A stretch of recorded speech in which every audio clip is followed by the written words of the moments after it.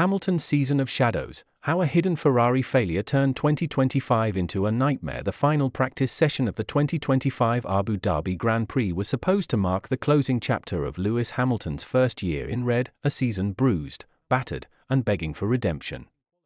Instead, under the desert sun, it delivered the most chilling confirmation yet of a truth Ferrari spent a year trying to outrun.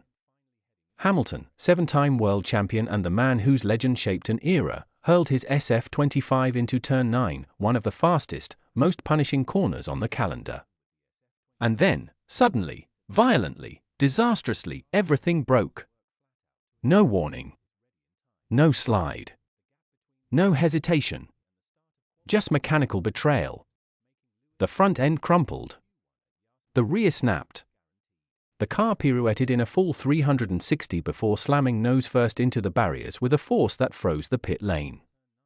Something buckled at the front and snapped the rear, Hamilton reported over the radio, breath heavy, voice laced with a quiet dread. 7 words that shattered Ferrari's illusion and exposed a season-long secret. For months, Ferrari had insisted the SF25's problems were setup sensitivities, driver adaptation, a learning curve. But the truth, finally dragged into the light by telemetry after the Abu Dhabi crash, was far more sinister. The chassis was defective. Not flawed. Not suboptimal. Defective.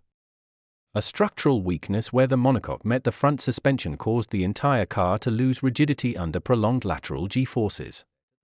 Not sometimes. Not occasionally. Repeatedly. Predictably. Dangerously. And Hamilton had endured it for 22 races. This was not misfortune. This was a mechanical trap disguised as a race car. The signs were always there. The strange vibrations. The inexplicable spins. The unpredictable corner entries. Hamilton had voiced them repeatedly. So had Charles Leclerc, who quietly admitted during practice, the car has zero grip. Incredible. Ferrari dismissed the symptoms. Abu Dhabi revealed the disease. Hamilton's season had already been a catalogue of misery for consecutive Q1 exits, not a single podium, the worst competitive year of his 2-decade career. But for the first time, it was clear it wasn't decline. It wasn't age. It wasn't overdriving. It was survival. And now the truth stood naked in the desert heat. Ferrari, overwhelmed by the incoming 2026 regulations, had abandoned development of the SF25 halfway through the season. They left Hamilton and Leclerc fighting a car whose spine had already cracked. Team principal Frederick Vasseur tried to soften the blows. When you still have 18 races left and you know no improvement is coming, it's difficult to manage psychologically. Difficult wasn't the word. Devastating. Demoralizing. Dangerous.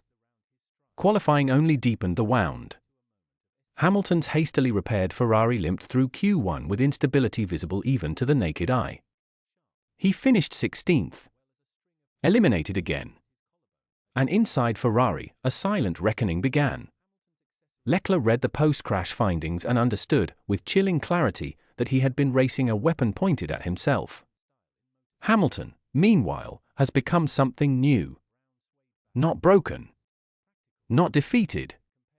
But transformed into a fighter who no longer trusts blindly.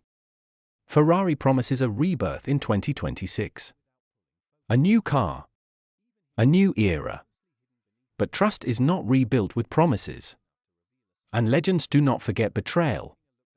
The question now isn't whether Hamilton can rise again.